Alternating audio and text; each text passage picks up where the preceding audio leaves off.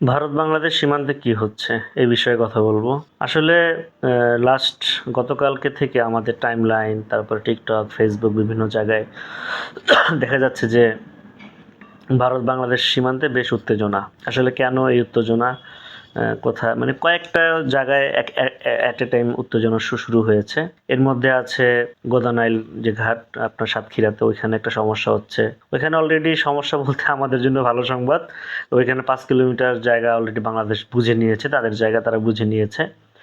একটা নদী এবং একটা চর ছিল, সেটা ভারতের দখলে ছিল, আমরা বুঝে নিয়েছি এই 5ই আগস্টের পরিবর্তনের পর। যেমন বলা হচ্ছে যে এখন থেকে আর বর্ডার বাংলাদেশ পিঠ দেখাবে না, বুক দেখাবে। এরপরে চাঁপাইনবাবগঞ্জের একটা সীমান্তে, সেখানে একটা ছবি বেশ ভাইরাল হয়েছে, বেশ আলোচিত, যে বিজিবির একটা লোক বন্দুক হাতে বসা, তার পাশে একটা রামদা নিয়ে আরেকটা লোক বসে আছে বিএসএফকে মোকাবেলা করার জন্য। দেখেন এইখানে বিষয়টা মানে অনেকটা ইমোশনাল এবং হাস্যকর, এবং আসলে গায়ের লোম দাঁড়িয়ে যাওয়ার মতো ব্যাপার। যে বিএসএফ যদি গুলি করে সেক্ষেত্রে তো বিজিবিকে মোকাবেলা করতে হবে, কিন্তু তারপরেও তার আবেগের জায়গা থেকে, তার ভালোবাসার জায়গা থেকে, মাতৃভূমির প্রতি থেকে, ভালোবাসা থেকে সে কিন্তু তার সর্বোচ্চটা দিয়ে সে নেমে গিয়েছে। তো এইরকম একটা মানে পোংটা জাতি, মানে যদি আমরা বলি এরকম একটা পোংটা জাতি, সে যদি ভারত লাগতে আসে তাদের অবস্থাটা কি দাঁড়াবে চিন্তা করতে পারেন একবার। যেমন অনেকেই বলে 71-এ যখন স্বাধীন হয়, স্বাধীন হওয়ার পরেই ভারতের চেষ্টা ছিল আমাদেরকে দখল করে নেওয়ার মতো, হায়দ্রাবাদ বা সিকিমের মতো। সিকিম যেভাবে তারা দখল করেছে রাতের আধারে, হায়দ্রাবাদ যেভাবে দখল করেছে দাঙ্গা লাগিয়ে, যেমন এই যে কিছুদিন আগে আমাদের বাংলাদেশেও দাঙ্গা লাগানোর চেষ্টা চলেছে, এরকমভাবে আমাদেরকে মানে ওইটাও দখল করার, মানে আমাদেরকেও দখল করার চেষ্টা হয়েছিল, একদম সুস্পষ্টভাবে হয়েছিল। কিন্তু যখন তার কাছে গোয়েন্দা রিপোর্ট গেল যে কোনোভাবে আসলে সম্ভব না, কারণ এই মুহূর্তে প্রায় বাংলাদেশে কয়েক লক্ষ মুক্তিযোদ্ধা রয়েছে, পাশাপাশি পাকিস্তানিরা প্রায় 1 লক্ষ সৈন্য দিয়েও তারা ক্যাপচার করতে পারে নাই। আমরা কিন্তু টানা 8.5 মাস টানা আমরা ফাইট করে গিয়েছি উইদাউট ভারতীয় সেনাবাহিনী। ভারতীয় সেনাবাহিনী কিন্তু ডিসেম্বরের শুরুর দিকে তারা কনভয় করে এবং তারা মানে যুদ্ধ ঘোষণা করে। তো তার একটা কিন্তু আমরা সামনে মানে মুক্তি বাহিনী, গেরিলা, এভাবে করে যুদ্ধটা মোকাবেলা করতে হয়েছে। তো চেষ্টা ভারত করে, এবং করতে তার সমস্যা নেই, বাট নিতে হলে কি হবে তার প্রেক্ষাপটগুলো আলোচনা করি। প্রথম কথা হচ্ছে যে সীমান্তে এখন যেটা হচ্ছে সেটা নিছকই একটা জাস্ট দুই দেশের মধ্যে একটু বাড়াবাড়ি, বা মানে বলতে পারেন ভারতের বাড়াবাড়ি, মানে নো ম্যানস ল্যান্ডে তারা চাচ্ছে সে দিতে, কাঁটাতারের বেড়া দিতে, যেটা বিজেপি প্রোটেস্ট করেছে এবং খুব স্ট্রংলি কনডেম করেছে যে আমরা এটা হতে দিব না। তোমরা তোমাদের সীমান্তে পুকুর কাটবা, নাকি বেড়া দিবা, নাকি গাছ লাগাবে, এটা তোমাদের ব্যাপার, এটা আমাদের দেখারও বিষয় না।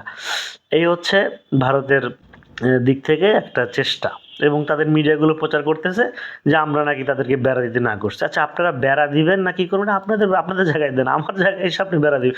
আমার জায়গা না, যেটা নো ম্যানস ল্যান্ড, মানে ইন্টারন্যাশনাল আইন অনুযায়ী দুইটা বর্ডারের মাঝখানে একটা অংশ থাকবে নো ম্যানস ল্যান্ড, যেখানে কোনো দেশেরই কোনো হস্তক্ষেপ থাকবে না। তো সেই জায়গায় যদি আপনি চলে আসেন আর আমি তো সেটা বসে থাকবো না। যদিও হাসিনা সরকার থাকলে বিষয়টা অন্যরকম হতো, বাট এখন তো হাসিনা সরকার না, এখন তো তত্ত্বাবধায়ক সরকার। তারপরে এখনো বিএনপি আসে নাই, বাবর সাহেব এখনো বের হয় নাই, মানে এটা ট্রেইলার চলতেছে, মানে সত্য কথা বলতে এটা ট্রেইলার চলতেছে।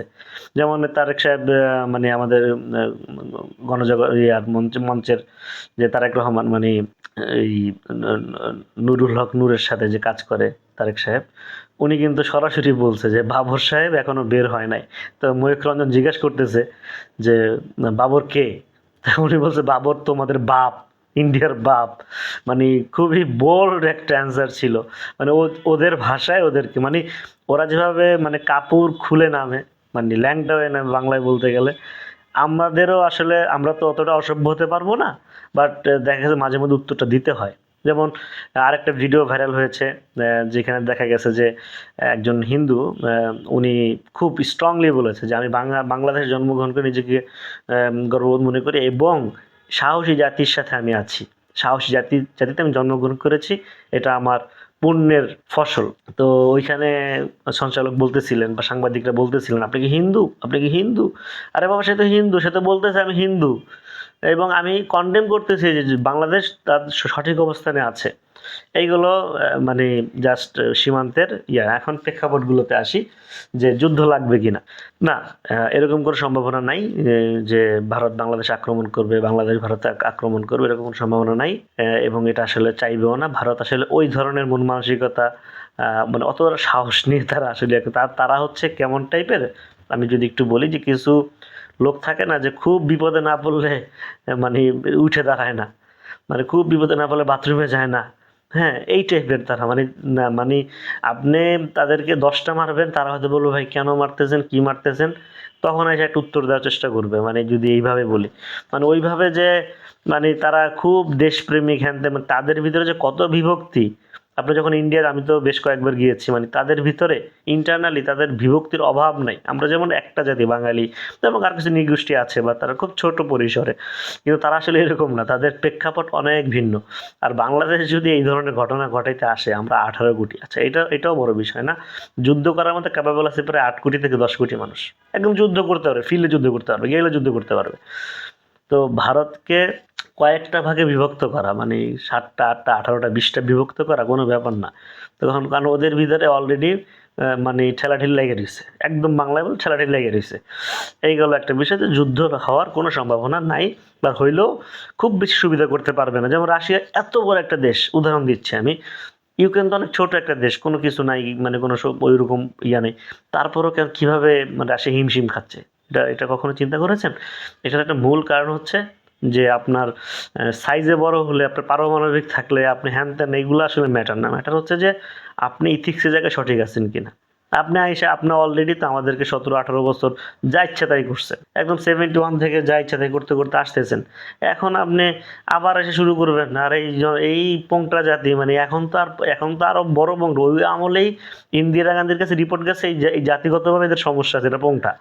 আর এখন তো আরো বড়, এখন তো ঘাটতেরা, এখন তো জেন জি বা যারা আছে এরা তো আসলে এরা এরা তো মহামানবের পর্যায়ে চলে গেছে। তো এদেরকে এসে আপনি মানে দখল মখল করে যুদ্ধ লাগায় একেবারে মানে সই সালামতে বের হয়ে যাবেন, মানে আপনি কি লিটারেলি আপনারা জানেন কিনা জানি না, আপনারা কতটুকু সভ্য জানি না, বাট আমাদেরকে বলতে পারি যে আমাদের একটা জায়গা আছে ব্রাহ্মণবাড়িয়া, ওইখানে 10 টাকার জন্য 2-4টা মানুষ মারা যায়, লুডো খেলা নিয়ে মানুষ মেরে ফেলে। তো এইরকম অনেকের ভিতরে এই সমস্যা আছে বাংলাদেশে। তো শুধু শুধু ওরা আসবে না, ওরা এই সমস্ত গোয়েন্দা রিপোর্ট টিপোর্ট নিয়ে বসে থাকে। আমাদের বাংলাদেশে বিভিন্ন জায়গায় ওদের লোক টুক সেট করা আছে, কিছু মির্জাফর টির্জাফর আছে, আওয়ামী লীগের কিছু আছে, এরা আসলে ওইভাবে করে। এই গেল একটা বিষয়। যুদ্ধ আসলে সম্ভাবনা নাই বললেই চলে, বাট লাগলে আসলে সুবিধা করতে পারবে না, উভয় পক্ষেরই ক্ষয়ক্ষতি ব্যাপক আকারে হবে। এই গেল একটা। আরেকটা বিষয় হচ্ছে যে দখল করার ব্যাপারটা, সে ফর এক্সাম্পল যে হ্যাঁ তারা একদম ওইভাবে দাঙ্গা টাঙ্গা লাগে হায়দ্রাবাদ বা সিকিমের মতো বা এই গোয়ার মতো আমাদেরকে দখল করার চেষ্টা করেই ফেললো, লাভটা কী হবে? দেখেন অলরেডি ভারতে কয়েক কোটি মুসলমান, 18-20 কোটি 25 কোটি মুসলমান, আর তার সাথে যদি আমাদের এইগুলো যোগ হয় তাহলে অলরেডি 50 কোটি পার হয়ে যাবে। তা 50 কোটির তখন তো বাকি 50 কোটির পিড়ে দেশ থেকে বের করে দিবে। এই দায়ভার কি নিবে? এত বড় জাতির দায়ভার কি ভারত নিবে? মানে ভারত কি ভূতে পাইছে? তো ওইটাও সম্ভব না, ওইটাও ওদের স্ট্র্যাটেজিতে নাই, এখন না, আগে এক সময় ছিল, বাট এখন আর ওই স্ট্র্যাটেজিতে নাই। আর বাংলাদেশ এখন একটা মানে আমরা ভৌগোলিকভাবে এমন একটা অবস্থানে যে মানে অবস্থাটা কি দাঁড়াইছে যে আমরা ওদের বিস্ফোরা, মানে আমরা ওদের প্যাডের ভিতরে। তো অনেকে বলে যে তোমাদের চারপাশে হ্যান ত্যান, তোমাদেরকে যা ইচ্ছে তাই। আসলে ব্যাপারটা তা না, আমরা মাঝখান থেকে যা করতে পারবো ওরা তা করতে পারবে না। মানে ওদের ওদের কিছু কিছু উইক পয়েন্ট আমরা বসে আছি, এটা হচ্ছে একদম ধ্রুব সত্যি, এটা ওরা জানে, ওদের কাছে এই রিপোর্টগুলো যায়। এই জন্য ওরা আসলে এই ধরনের কোনো অ্যাগ্রেসিভ ইয়েতে যাবে না, গেলেও খুব, কারণ এখন ওদের প্রতিবেশী কেউ ওদের পক্ষে নেই। পাকিস্তান, চীন, আপনার ওই নেপাল, ভুটান, মানে ওদের স্বধর্মের লোকেরা ওদেরকে দেখতে পারে না, অন্য ধর্ম তো বাদই দিলাম, অন্য ধর্ম তো বাদই দিলাম। এরপরে আমেরিকা আছে, তুরস্ক আছে, ওদিক দিয়ে আবার রাশিয়া আছে, মানে কখন কি হবে এটা আসলে বোঝা যাবে না, এবং তারা আসলে এই ভার এই ঝামেলা নিতেও চাবে না। এইগুলো যে আসলে দখল করার মতো কোনো পসিবিলিটি নেই, এবং আমরা যদি স্ট্রংলি কন্ডেম করতে পারি তো কোনো প্রবলেম নেই, আমরা আমাদের মতো করে আগাইতে পারবো। এইগুলো গেল। আর আরেকটা বিষয় হচ্ছে 5 কিলোমিটারের যে ঘটনা ঘটেছিল, যে ওইটা হচ্ছে ঝিনাইদহের মহেশপুর কোদালিয়া নদীতে এই ঘটনাটা ঘটেছিল। তো সব কিছু মিলে ওভারঅল যেটা মনে হচ্ছে যে এটা সাময়িক একটা সমস্যা, তবে এটা ট্রেলার চলতেছে, এটা সত্য। এটার ফুল পিকচারটা আসলে নির্বাচিত সরকার আসার পরে যদি জাতীয়তাবাদী শক্তি আসতে পারে তখন আসলে বোঝা যাবে যে আসলে, কারণ তারেক রহমানের একটা বক্তব্য বেশ ভাইরাল হয়েছিল, অনেক আগের একটা বক্তব্য, এনটিভিতে সাক্ষাৎকার দিচ্ছিলেন, যে উনি শখ কষেন যে কীভাবে উনি ওনার সীমানার পরিধি বাড়াবেন। আসলে কোনো রাষ্ট্রনায়কের মুখে এখন পর্যন্ত বাংলাদেশের জনগণ এই কথা শুনতে পারে নাই। তারেক রহমান যেটা 2004-5-এ 3-4-এ ভেবে রেখেছে সেটা মানে এখনকার প্রলোভন স্বপ্ন দেখে। দ্যাট মিনস যদি ওই ধরনের কোনো সিচুয়েশন হয় তখন ভারতের জন্য আসলেই খুবই খুবই ঝামেলাপূর্ণ। আর এই ধরনের মানে এই সীমান্তে মানে বুঝতে পারতেছেন যে গায়ের লোম দাঁড়ায় যায় যে জনগণ লাঠি সোটা নিয়ে রামদা চুরি চাবাড়ি নিয়ে সীমান্তে যে বসে রয়েছে যে তারা বিএসএফ কে মোকাবেলা করবে, তারা ভারতের জনগণ। আসলে যদি ওইখানে এরকম ইনসিডেন্ট হইতো একটা বিএসএফ খুঁজে পাওয়া যেত না, যতই পিস্তল থাকুক যতই যা থাকুক। কেন 24শে গণঅভ্যুত্থানে দেখছেন না কত ভারী ভারী অস্ত্র, কত হেলিকপ্টার, কত কিছু, কত কামান গোলা, কোনো কিছু মোকাবেলা করতে পারে নাই। তো অবস্থাটা হচ্ছে তাই, জনগণের শক্তি বড় শক্তি। হ্যাঁ, ইভেন এইখানে মানে সিভিল ওয়ার মতো অবস্থা, মানে ইনকেস যদি একটা সীমান্ত থেকে বিএসএফ পালায় তা তো বাংলাদেশের জনগণ যে পংটা, ওরা তো যায় পুরো ভারতের অর্ধেক দখল করার চেষ্টা করে ফেলবে, যে জায়গা জমি যা আছে ঘর বাড়ি সব দখল কর। তো এই জন্য ওই রিস্ক ওরা কখনোই নিবে না। চুপচাপ ভাই যা বলতেছেন সঠিক বললে আসি, ব্যাঠিক বলে ঠিক আছে আপনারা উপর থেকে কথাবার্তা বলেন। যেমন ওই সীমান্তের ব্যাপারে যেটা সিদ্ধান্ত হয়েছে যে আপনারা উচ্চ পর্যায়ে কথাবার্তা বলে চিঠি চালাচালি করে যেটা সিদ্ধান্ত আসবে সেটা, এবং আইন যেটা বলে, অবশ্যই আইন নো ম্যানস ল্যান্ড ওটা তো কাঁটাতা দিতে দিবে না, এবং ওইটাই সিদ্ধ হবে। তো এই একটা আজকের বক্তব্য শেষ করতেছি। খুব কথা বলি যে গুছানো কথা বলতে পারি না, এই জন্য দুঃখিত। আসলে যেটা ভাবি, যেটা চিন্তা করি, যেটা বন্ধু বান্ধবের সাথে আলোচনা করি সেটা আপনাদের সাথে শেয়ার করি, বলি, বা একটা আর্কাইভ হিসাবে রেখে দিই, যে কখন ভবিষ্যতে কখন এটা রিভাইন্ড করে দেখার সুযোগ হবে, কখন কি ঘটতেছে। আমি টপিক্সের উপরই বেশিরভাগ বানাই। নেক্সট আমি একটা টপিক হয়তো কাজ করতেছি, সেটা হচ্ছে তারেক রহমানের পরিবর্তন নিয়ে। সেটা নিয়ে একটা ভালো একটা ভিডিও ইনশাল্লাহ আসবে, জাস্ট হয়তো কিছু কথাবার্তা বলবো। সবাই ভালো থাকবেন। আসসালামু আলাইকুম।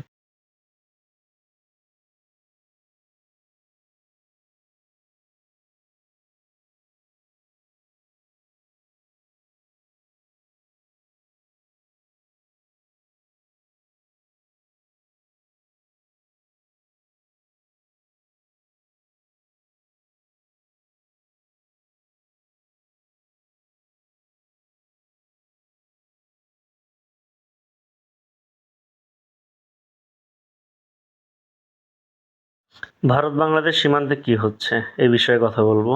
আসলে লাস্ট গতকালকে থেকে আমাদের টাইম লাইন, তারপর টিকটক, ফেসবুক, বিভিন্ন জায়গায় দেখা যাচ্ছে যে ভারত বাংলাদেশ সীমান্তে বেশ উত্তেজনা। আসলে কেন এই উত্তেজনা, কোথায়, মানে কয়েকটা জায়গায় অ্যাট এ টাইম উত্তেজনা শুরু হয়েছে। এর মধ্যে আছে গোদানাইল যে ঘাট আপনার সাতক্ষীরাতে, ওইখানে একটা সমস্যা হচ্ছে। ওইখানে অলরেডি সমস্যা বলতে আমাদের জন্য ভালো সংবাদ, ওইখানে 5 কিলোমিটার জায়গা অলরেডি বাংলাদেশ বুঝে নিয়েছে, তাদের জায়গা তারা বুঝে নিয়েছে। একটা নদী এবং একটা চর ছিল, সেটা ভারতের দখলে ছিল, আমরা বুঝে নিয়েছি এই 5ই আগস্টের পরিবর্তনের পর। যেমন বলা হচ্ছে যে এখন থেকে আর বর্ডারের বাংলাদেশ পিঠ দেখাবে না, বুক দেখাবে। এরপরে চাঁপাইনবাবগঞ্জের একটা সীমান্তে, সেখানে একটা ছবি বেশ ভাইরাল হয়েছে, বেশ আলোচিত, যে বিজিবির একটা লোক বন্দুক হাতে বসা, তার পাশে একটা রামদা নিয়ে আর একটা লোক বসে আছে বিএসএফকে মোকাবেলা করার জন্য। দেখেন এইখানে বিষয়টা মানে অনেকটা ইমোশনাল এবং হাস্যকর, এবং আসলে গায়ের লোম দাঁড়িয়ে যাওয়ার মতো ব্যাপার।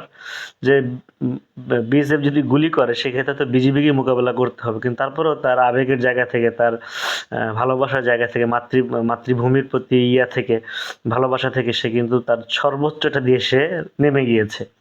তো এইরকম একটা মানে পংটা জাতি, মানে যদি আমরা বলি এরকম একটা পংটা জাতির সাথে যদি ভারত লাগতে আসে তাদের অবস্থাটা কী দাঁড়াবে চিন্তা করতে পারেন একবার। যেমন অনেকেই বলে 71-এ যখন স্বাধীন হয়, স্বাধীন হওয়ার পরেই ভারতের চেষ্টা ছিল আমাদেরকে দখল করে নেওয়ার মতো, হায়দ্রাবাদ বা সিকিমের মতো। সিকিম যেভাবে তারা দখল করেছে রাতের আধারে, হায়দ্রাবাদ যেভাবে দখল করেছে দাঙ্গা লাগিয়ে, যেমন এই যে কিছুদিন আগে আমাদের বাংলাদেশেও দাঙ্গা লাগানোর চেষ্টা চলেছে, এরকমভাবে আমাদেরকে মানে ওইটাও দখল করার, মানে আমাদেরকেও দখল করার চেষ্টা হয়েছিল, একদম সুস্পষ্টভাবে হয়েছিল। কিন্তু যখন তার কাছে গোয়েন্দা রিপোর্ট গেল যে কোনোভাবে আসলে সম্ভব না, কারণ এই মুহূর্তে প্রায় বাংলাদেশে কয়েক লক্ষ মুক্তিযোদ্ধা রয়েছে, পাশাপাশি পাকিস্তানিরা প্রায় 1 লক্ষ সৈন্য দিয়েও তারা ক্যাপচার করতে পারে নাই। আমরা কিন্তু টানা 8.5 মাস টানা আমরা ফাইট করে গিয়েছি উইদাউট ভারতীয় সেনাবাহিনী। ভারতীয় সেনাবাহিনী কিন্তু ডিসেম্বরের শুরুর দিকে তারা কনভয় করে এবং তারা মানে যুদ্ধ ঘোষণা করে। তো তার একটা কিন্তু আমরা সামনে মানে মুক্তিবাহিনী, গেরিলা এইভাবে করে যুদ্ধটা মোকাবেলা করতে হয়েছে। তো চেষ্টা ভারত করে এবং করতে তার সমস্যা নেই, বাট নিতে হলে কি হবে তার প্রেক্ষাপটগুলো আলোচনা করি। প্রথম কথা হচ্ছে যে সীমান্তে এখন যেটা হচ্ছে সেটা নিছকই একটা জাস্ট 2 দেশের মধ্যে বাড়াবাড়ি বা মানে বলতে পারেন ভারতের বাড়াবাড়ি, মানে নো ম্যানস ল্যান্ডে তারা চাচ্ছে সে দিতে, কাঁটাতারের বেড়া দিতে, যেটা বিজেপি প্রোটেস্ট করেছে এবং খুব স্ট্রংলি কন্ডেম করেছে যে আমরা এটা হতে দিব না। তোমরা তোমাদের সীমান্তে পুকুর কাটবা নাকি বেড়া দিবা নাকি গাছ লাগাবে, এটা তোমাদের ব্যাপার, এটা আমাদের দেখারও বিষয় না। এই হচ্ছে ভারতের দিক থেকে একটা চেষ্টা, এবং তাদের মিডিয়াগুলো প্রচার করতেছে যে আমরা নাকি তাদেরকে বেড়া দিতে না করছি। আচ্ছা, আপনারা বেড়া দিবেন না কি করবেন আপনাদের জায়গায় দেন, আমার জায়গায় এসে আপনি বেড়া দিবেন? আমার জায়গা না, যেটা নো ম্যানস ল্যান্ড, মানে ইন্টারন্যাশনাল আইন অনুযায়ী 2টা বর্ডারের মাঝখানে একটা অংশ থাকবে নো ম্যানস ল্যান্ড, যেখানে কোনো দেশেরই কোনো হস্তক্ষেপ থাকবে না। তো সেই জায়গায় যদি আপনি চলে আসেন আর আমি তো সেটা বসে থাকবো না। যদিও হাসিনা সরকার থাকলে বিষয়টা অন্যরকম হতো, বাট এখন তো হাসিনা সরকার না, এখন তো তত্ত্বাবধায়ক সরকার। তারপরে এখনো বিএনপি আসে নাই, বাবর সাহেব এখনো বের হয় নাই, মানে এটা ট্রেইলার চলতেছে, মানে সত্য কথা বলতে এটা ট্রেইলার চলতেছে। যেমন তারেক সাহেব মানে আমাদের গণজগৎ মঞ্চের যে তারেক রহমান, মানে এই নুরুল হক নূরের সাথে যে কাজ করে তারেক সাহেব, উনি কিন্তু সরাসরি বলছে যে বাবর সাহেব এখনো বের হয় নাই। তো ময়ূখ রঞ্জন জিজ্ঞাসা করতেছে যে বাবর কে? উনি বলছে বাবর তোমাদের বাপ, ইন্ডিয়ার বাপ। মানে খুবই বোল্ড একটা অ্যান্সার ছিল, মানে ওদের ভাষায় ওদেরকে, মানে ওরা যেভাবে মানে কাপড় খুলে নামে, মানে ল্যাংটা হয়ে নামে বাংলায় বলতে গেলে। আমাদেরও আসলে আমরা তো অতটা অসভ্য হতে পারবো না, বাট দেখা গেছে মাঝে মধ্যে উত্তরটা দিতে হয়। যেমন আরেকটা ভিডিও ভাইরাল হয়েছে যেখানে দেখা গেছে যে একজন হিন্দু উনি খুব স্ট্রংলি বলেছে যে আমি বাংলাদেশে জন্মগ্রহণ করে নিজেকে গর্ববোধ মনে করি এবং সাহসী জাতির সাথে আমি আছি, সাহসী জাতিতে আমি জন্মগ্রহণ করেছি, এটা আমার পুণ্যের ফসল। তো ওইখানে সঞ্চালক বলতেছিলেন বা সাংবাদিকরা বলতেছিলেন আপনি কি হিন্দু, আপনি কি হিন্দু? আরে বাবা, সে তো হিন্দু, সে তো বলতেছে আমি হিন্দু, এবং আমি কন্ডেম করতেছি যে বাংলাদেশ তার সঠিক অবস্থানে আছে। এইগুলো মানে জাস্ট সীমান্তের এখন প্রেক্ষাপটগুলোতে আসি যে যুদ্ধ লাগবে কিনা। না, এরকম কোনো সম্ভাবনা নাই যে ভারত বাংলাদেশ আক্রমণ করবে, বাংলাদেশ ভারতে আক্রমণ করবে, এরকম কোনো সম্ভাবনা নাই। এবং এটা আসলে চাইবেও না। ভারত আসলে ওই ধরনের মন মানসিকতা মানে অত সাহস নিয়ে তারা আসলে তারা হচ্ছে কেমন টাইপের, আমি যদি একটু বলি যে কিছু লোক থাকে না যে খুব বিপদে না পড়লে মানে উঠে দাঁড়ায় না, মানে খুব বিপদে না পড়লে বাথরুমে যায় না। হ্যাঁ, এই টাইপের তারা, মানে না মানে আপনি তাদেরকে 10টা মারবেন, তারা হয়তো বলবে ভাই কেন মারতেছেন, কি মারতেছেন, তখন এসে একটা উত্তর দেওয়ার চেষ্টা করবে, মানে যদি এইভাবে বলি, মানে ওইভাবে যে মানে তারা খুব দেশপ্রেমিক হ্যান ত্যান, মানে তাদের ভিতরে যে কত বিভক্তি। আপনি যখন ইন্ডিয়ার, আমি তো বেশ কয়েকবার গিয়েছি, মানে তাদের ভিতরে ইন্টারনালি তাদের বিভক্তির অভাব নাই। আমরা যেমন একটা জাতি বাঙালি, এবং আর কিছু নৃগোষ্ঠী আছে বা তারা খুব ছোট পরিসরে, কিন্তু তারা আসলে এরকম না, তাদের প্রেক্ষাপট অনেক ভিন্ন। আর বাংলাদেশ যদি এই ধরনের ঘটনা ঘটাইতে আসে, আমরা 18 কোটি, আচ্ছা এটাও বড় বিষয় না, যুদ্ধ করার মতো ক্যাপাবল আছে প্রায় 8 কোটি থেকে 10 কোটি মানুষ, একদম যুদ্ধ করতে পারবে, ফিল্ডে যুদ্ধ করতে পারবে, গেলে যুদ্ধ করতে পারবে। তো ভারতকে কয়েকটা ভাগে বিভক্ত করা, মানে 7টা 8টা 18টা 20টা বিভক্ত করা কোনো ব্যাপার না। তখন কারণ ওদের ভিতরে অলরেডি মানে ঠেলাঠেলি লেগে রয়েছে, একদম বাংলায় বলে ঠেলাঠেলি লেগে রয়েছে। এইগুলো একটা বিষয়, যে যুদ্ধ হওয়ার কোনো সম্ভাবনা নাই, বা হইলেও খুব বেশি সুবিধা করতে পারবে না। যেমন রাশিয়া এত বড় একটা দেশ, উদাহরণ দিচ্ছি আমি, ইউক্রেন তো অনেক ছোট একটা দেশ, কোনো কিছু নাই, মানে কোনো ওই রকম নেই, তারপরও কীভাবে মানে রাশিয়া হিমশিম খাচ্ছে, এটা কখনো চিন্তা করেছেন? এটার একটা মূল কারণ হচ্ছে যে আপনার সাইজে বড় হলে, আপনার পারমাণবিক থাকলে, আপনি হ্যান ত্যান, এইগুলো আসলে ম্যাটার না। ম্যাটার হচ্ছে যে আপনি ইথিক্সের জায়গায় সঠিক আছেন কিনা। আপনি আইসা আপনি অলরেডি তো আমাদেরকে 17-18 বছর যা ইচ্ছা তাই করছেন, একদম 71 থেকে যা ইচ্ছা তাই করতে করতে আসতেছেন। এখন আপনি আবার এসে শুরু করবেন, আর এই পোংটা জাতি, মানে এখন তো আরো বড় পোংটা। ওই আমলেই ইন্দিরা গান্ধীর কাছে রিপোর্ট গেছে এই জাতিগতভাবে এদের সমস্যা আছে, এটা পোংটা। আর এখন তো আরো বড়, এখন তো ঘাটতেরা, এখন তো জেন জি বা যারা আছে এরা তো আসলে এরা এরা তো মহামানবের পর্যায়ে চলে গেছে। তো এদেরকে এসে আপনি মানে দখল মখল করে একটা যুদ্ধ লাগায় একেবারে মানে সই সালামতে বের হয়ে যাবেন, মানে আপনি কি লিটারালি আপনারা জানেন কিনা জানি না, আপনারা কতটুকু সভ্য সভ্য জানি না, বাট আমাদেরকে বলতে পারি যে আমাদের একটা জায়গা আছে ব্রাহ্মণবাড়িয়া, ওইখানে 10 টাকার জন্য 2-4টা মানুষ মারা যায়, লুডো খেলা নিয়ে মানুষ মেরে ফেলে। তো এইরকম অনেকের ভিতরে এই সমস্যা আছে বাংলাদেশে। তো শুধু শুধু ওরা আসবে না, ওরা এই সমস্ত গোয়েন্দা রিপোর্ট টিপোর্ট নিয়ে বসে থাকে। ওদের আমাদের বাংলাদেশে বিভিন্ন জায়গায় ওদের লোকটুক সেট করা আছে, কিছু মির্জাফর টির্জাফর আছে, আওয়ামী লীগের কিছু আছে, এরা আসলে ওইভাবে ইয়ে করে। এই গেল একটা বিষয়। যুদ্ধ আসলে সম্ভাবনা নাই বললেই চলে, বাট লাগলে আসলে সুবিধা করতে পারবে না, উভয় পক্ষেরই ক্ষয়ক্ষতি ব্যাপক আকারে হবে। এই গেল একটা। আরেকটা বিষয় হচ্ছে যে দখল করার ব্যাপারটা, সে ফর এক্সাম্পল যে হ্যাঁ তারা একদম ওইভাবে দাঙ্গা টাঙ্গা লাগে হায়দ্রাবাদ বা সিকিমের মতো বা এই গোয়ার মতো আমাদেরকে দখল করার চেষ্টা করেই ফেললো, লাভটা কী হবে দেখেন। অলরেডি ভারতে কয়েক কোটি মুসলমান, 18-20 কোটি 25 কোটি মুসলমান, আর তার সাথে যদি আমাদের এইগুলো যোগ হয় তাহলে অলরেডি 50 কোটি পার হয়ে যাবে। তো 50 কোটির তখন তো বাকি 50 কোটির পিড়ে দেশ থেকে বের করে দিবে। এই দায়ভার কি নিবে? এত বড় জাতির দায়ভার কি ভারত নিবে? মানে ভারত কি ভূতে পাইছে? তো ওইটাও সম্ভব না, ওইটাও ওদের স্ট্র্যাটেজিতে নাই এখন। না, আগে এক সময় ছিল, বাট এখন আর ওই স্ট্র্যাটেজিতে নাই। আর বাংলাদেশ এখন একটা মানে আমরা ভৌগোলিকভাবে এমন একটা অবস্থানে যে মানে অবস্থাটা কি দাঁড়াইছে যে আমরা ওদের বিস্ফোরা, মানে আমরা ওদের প্যাডের ভিতরে। তো অনেকে বলে যে তোমাদের চারপাশে হ্যান ত্যান, তোমাদেরকে যা ইচ্ছে তাই। আসলে ব্যাপারটা তা না, আমরা মাঝখান থেকে যা করতে পারবো ওরা তা করতে পারবে না। মানে ওদের ওদের কিছু কিছু উইক পয়েন্ট আমরা বসে আছি, এটা হচ্ছে একদম ধ্রুব সত্যি। এটা ওরা জানে, ওদের কাছে এই রিপোর্টগুলো যায়। এই জন্য ওরা আসলে এই ধরনের কোনো অ্যাগ্রেসিভ ইয়েতে যাবে না, গেলেও খুব, কারণ এখন ওদের প্রতিবেশী কেউ ওদের পক্ষে নেই। পাকিস্তান, চীন, আপনার ওই নেপাল, ভুটান, মানে ওদের স্বধর্মের লোকেরা ওদেরকে দেখতে পারে না। অন্য ধর্ম তো বাদই দিলাম, অন্য ধর্ম তো বাদই দিলাম।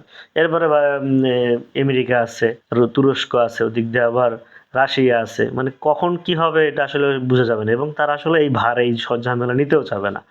এইগুলো যে আসলে দখল করার মতো কোনো পসিবিলিটি নেই, এবং আমরা যদি স্ট্রংলি কন্ডেম করতে পারি তো কোনো প্রবলেম নেই, আমরা আমাদের মতো করে আগাইতে পারবো। এইগুলো গেল। আর আরেকটা বিষয় হচ্ছে 5 কিলোমিটারের যে ঘটনা ঘটেছিল, যে ওইটা হচ্ছে ঝিনাইদহের মহেশপুর কোদালিয়া নদীতে এই ঘটনাটা ঘটেছিল। তো সব কিছু মিলে ওভারঅল যেটা মনে হচ্ছে যে এটা সাময়িক একটা সমস্যা। তবে এটা ট্রেইলার চলতেছে, এটা সত্য। এটার ফুল পিকচারটা আসলে নির্বাচিত সরকার আসার পরে যদি জাতীয়তাবাদী শক্তি আসতে পারে তখন আসলে বোঝা যাবে যে আসলে। কারণ তারেক রহমানের একটা বক্তব্য বেশ ভাইরাল হয়েছিল, অনেক আগের একটা বক্তব্য, এনটিভিতে সাক্ষাৎকার দিচ্ছিলেন, যে উনি সব কষেন যে কীভাবে উনি ওনার সীমানার পরিধি বাড়াবেন। আসলে কোনো রাষ্ট্রনায়কের মুখে এখন পর্যন্ত বাংলাদেশের জনগণ এই কথা শুনতে পারে নাই।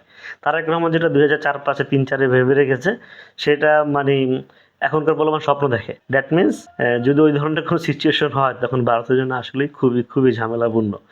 আর এই ধরনের মানে এই সীমান্তে মানে বুঝতে পারতেছেন যে গায়ের লোম দাঁড়ায় যায় যে জনগণ লাঠি সোটা নিয়ে রামদা চুরি চাপাটি নিয়ে সীমান্তে যে বসে রয়েছে, যে তারা বিএসএফকে মোকাবেলা করবে, তারা ভারতের জনগণ। আসলে যদি ওইখানে ওরকম ইনসিডেন্ট হইতো একটা বিএসএফ খুঁজে পাওয়া যেত না, যতই পিস্তল থাকুক যতই যা থাকুক। কেন 24 গণঅভ্যুত্থানে দেখছেন না কত ভারী ভারী অস্ত্র, কত হেলিকপ্টার, কত কিছু, কত কামান গোলা, কোনো কিছু মোকাবেলা করতে পারছে? পারে নাই। তো অবস্থাটা হচ্ছে তাই, জনগণের শক্তি বড় শক্তি। হ্যাঁ, ইভেন এইখানে মানে সিভিল ওয়ার মতো অবস্থা। মানে ইনকেস যদি একটা সীমান্ত থেকে বিএসএফ পালায় তাহলে তো বাংলাদেশের জনগণ যে পংটা, ওরা তো যে পুরো ভারতের অর্ধেক দখল করার চেষ্টা করে ফেলবে, যে জায়গা জমি যা আছে ঘর বাড়িতে সব দখল কর। তো এই জন্য ওই রিস্ক ওরা কখনোই নিবে না। চুপচাপ ভাই যা বলতেছেন সঠিক বললে আসি, বা ঠিক বলে ঠিক আছে, আপনারা উপর থেকে কথাবার্তা বলেন। যেমন ওই সীমান্তের ব্যাপারে যেটা সিদ্ধান্ত হয়েছে যে আপনারা উচ্চ পর্যায়ে কথাবার্তা বলে চিঠি চালাচালি করে যেটা সিদ্ধান্ত আসবে সেটা, এবং আইন যেটা বলে, অবশ্যই আইন রোম্যান্স ওটা তো কাটাতা দিতে দিবে না, এবং ওইটাই সিদ্ধ হবে। তো এটা আজকের বক্তব্য শেষ করতেছি। খুব কথা বলি যে গুছানো কথা বলতে পারি না, এই জন্য দুঃখিত। আসলে যেটা ভাবি, যেটা চিন্তা করি, যেটা বন্ধু বান্ধবের সাথে আলোচনা করি, সেটা আপনাদের সাথে শেয়ার করি, বলি, বা একটা আর্কাইভ হিসাবে রেখে দিই, যে কখন ভবিষ্যতে কখন এটা রিভাইন্ড করে দেখার সুযোগ হবে, কখন কি ঘটতেছে। আমি টপিক্সের উপরে বেশিরভাগ বানাই। নেক্সট আমি একটা টপিক হয়তো কাজ করতেছি, সেটা হচ্ছে তারেক রহমানের পরিবর্তন নিয়ে। সেটা নিয়ে একটা ভালো একটা ভিডিও ইনশাল্লাহ আসবে। জাস্ট হয়তো কিছু কথাবার্তা বলবো। সবাই ভালো থাকবেন। আসসালামু আলাইকুম।